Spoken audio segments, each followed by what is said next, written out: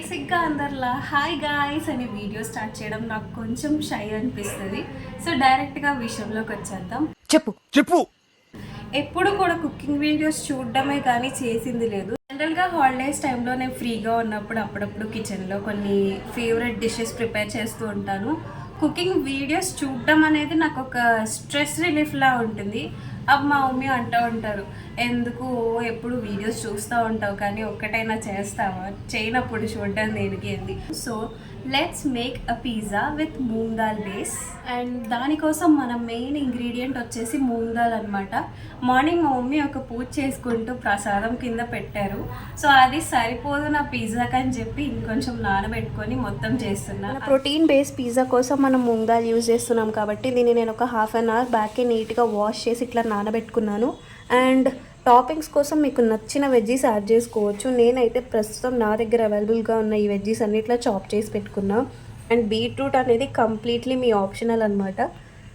పన్నీర్ని replace చేయడానికి soya చంక్స్ని ఇలా కర్డ్లో spices వేసి మ్యారినేట్ చేసి రెడీగా పెట్టేసుకున్నాను.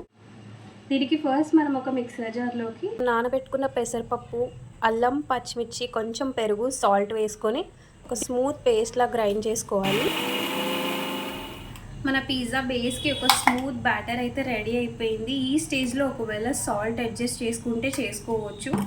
అండ్ నెక్స్ట్ నేను మ్యారినేట్ చేసి ఉంచిన ఈ సోయా చంక్స్ని లైట్గా పాన్ ఫ్రై చేసుకుంటున్నాను, జస్ట్ ఆ పచ్చి వాసన అంతా అవాయిడ్ చేయడానికి. సో ఇప్పుడు మన పిజ్జా ప్రిపరేషన్లో ఆల్మోస్ట్ ఒక 80% ప్రాసెస్ మనం ఫినిష్ చేసేసుకున్నాం. ఇవి ఫ్రై అయ్యాక తీసి ఒక సైడ్ పెట్టేసుకొని అదే స్టవ్ మీద మళ్ళీ ఇంకొక ప్యాన్ పెట్టుకొని దాని మీద మొత్తం ఆయిల్ ఇట్లా గ్రీజ్ చేసుకొని ఒకసారి హీట్ అయ్యాక మన బ్యాటర్ మొత్తాన్ని ఇట్లా ఈవెన్గా ఒక దోశలాగా స్ప్రెడ్ చేసుకోవాలి. ఈ బ్యాటర్ స్మెల్కి నాకు ఒక డిఫరెంట్ కలర్లో పెసరట్టు వేస్తున్న ఫీలింగ్ వచ్చింది.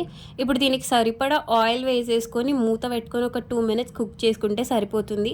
తర్వాత తీసి స్లోగా ఫ్లిప్ చేసుకొని సెకండ్ సైడ్ కూడా కుక్ చేసుకోవాలి. ఫ్లిప్ చేశాక ఫ్లేమ్ని సిమ్మర్లో పెట్టేసుకొని ఒక పోర్క్ తీసుకొని మొత్తం ఇట్లా పోక్ చేస్తాం. Here comes the best part of our pizza. నా దగ్గర ఉన్న సెజ్వాన్ సాస్, ఇంకా నేను కొంచెం స్పైస్ తింటా కాబట్టి రెడ్ చిల్లీ పికిల్ మొత్తాన్ని ఇట్లా స్ప్రెడ్ చేసేసి దానిపైన ఫ్రై చేసుకున్న సోయా చంక్స్, టమాటోస్, ఇంకా నేను చాప్ చేసుకున్న వెజ్జీస్ అన్నీ 1 by 1 యాడ్ చేసుకున్నాను. ఇక్కడ నేను మోజరెల్లా చీజ్ నా దగ్గర అవైలబుల్గా లేదని యూజ్ చేయలేదు. మీ దగ్గర ఉంటే కనుక డెఫినెట్గా యాడ్ చేసుకోండి, ఎందుకంటే అది ఇంకా ఫ్లేవర్ని ఎన్హాన్స్ చేస్తుంది.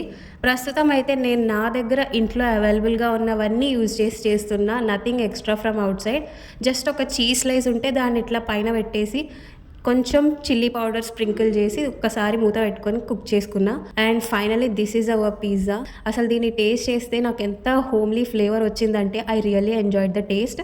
సో ఇది ఇవాల్టి మన హెల్తీ పిజ్జా వ్లాగ్. నేను చాలా రేర్గా వీడియోస్ చేస్తూ ఉంటాను కాబట్టి అవి మిస్ అవ్వకుండా చూడడానికి మన ఛానల్ని ఖచ్చితంగా సబ్స్క్రైబ్ చేసుకోండి. పిజ్జా మాత్రం నెక్స్ట్ లెవెల్ వచ్చింది.